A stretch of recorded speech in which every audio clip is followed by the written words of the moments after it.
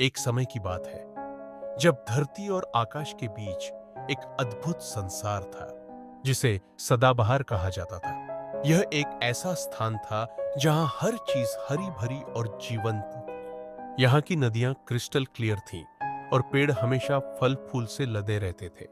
इस संसार का रक्षक एक शक्तिशाली देवता था जिसका नाम सूर्यदेव था। सूर्यदेव एक विशालकाय सुनहरे रंग का व्यक्ति था जिसकी आंखों में गहरी नीली चमक थी।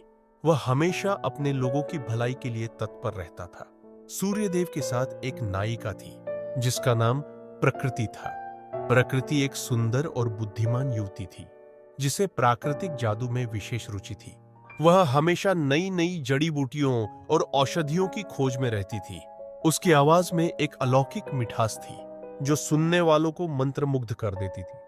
प्रकृति और सूर्यदेव की मित्रता गहरी थी और दोनों मिलकर सदाबहार की रक्षा करते थे। एक दिन सदाबहार में एक भयंकर संकट आया। एक काला जादूगर कालिदास ने सदाबहार की हरियाली को नष्ट करने की योजना बनाई। उसने एक जादुई तूफान पैदा किया जिससे पेड़ सूखने लगे और नदियां सूखने लगी। सूर्यदेव और प्रकृति ने मिलकर कालिदास का सामना करने का निश्चय किया। सूर्यदेव ने अपनी शक्तियों का उपयोग करते हुए कालिदास के जादू का सामना किया, लेकिन उसकी शक्ति बहुत अधिक थी। प्रकृति ने अपनी बुद्धिमत्ता का प्रयोग करते हुए एक प्राचीन ग्रंथ से एक जादुई मंत्र पढ़ा जिससे कालिदास की शक्ति कमजोर हो गई। जैसे ही कालिदास की शक्ति कम हुई, सूर्यदेव ने उसे पराजित कर दिया।